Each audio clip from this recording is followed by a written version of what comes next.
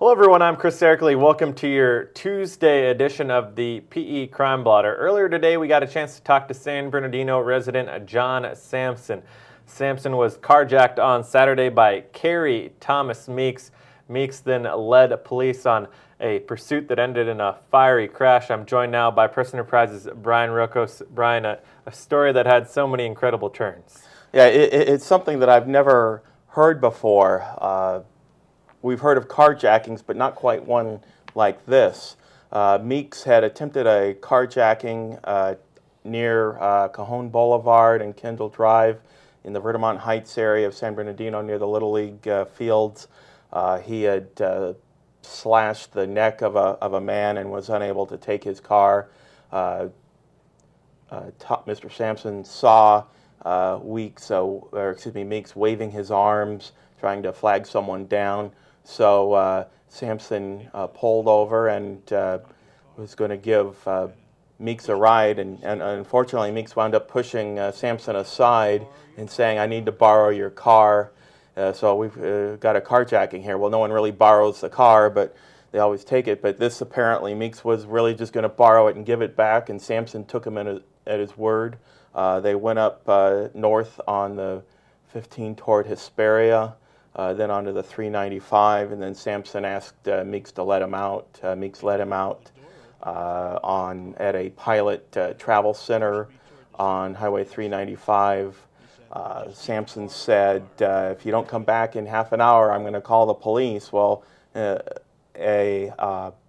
hour passes, and then only then does Sampson decide to call the police, and right at that moment, Meeks shows back up, and Sampson, instead of making a break for freedom, gets back in the car with Meeks. Sampson said that he didn't think he was going to be hurt.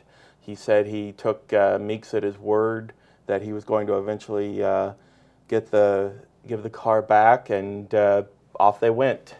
Now let's hear next from Sampson himself on what happened when things began to take a turn for the worse. He said, "You're talking to the cops." I said, "No, I'm talking to my wife. I was due home 2 hours ago. I'm trying to tell her where I am."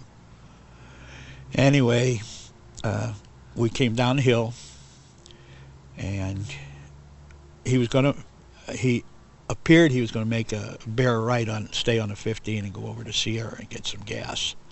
But at the last minute, he zigged back onto the 215, and about the time we went under the Devore overcrossing, he spotted sheriff cars or blue lights or the flashing lights behind, and he got down a little further, pulled over to the side, and he said, "Get your expletive deleted rear end out of the car. I'm going to go kill myself." So I said, wait, and I was having trouble getting the seatbelt off.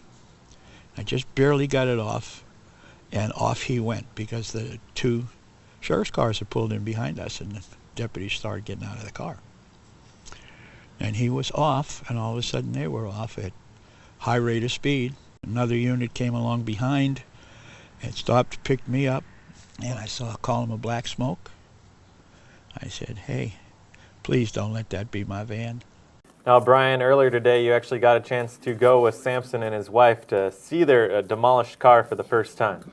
Right. Although Mr. Sampson had gone to the scene of where Meeks crashed the car, he didn't see the car itself. He was quite a distance away, and his wife, Renee, cried when she saw the Dodge Caravan completely burned, completely destroyed. It's their only vehicle. He needs it to take his disabled wife to doctor's visits.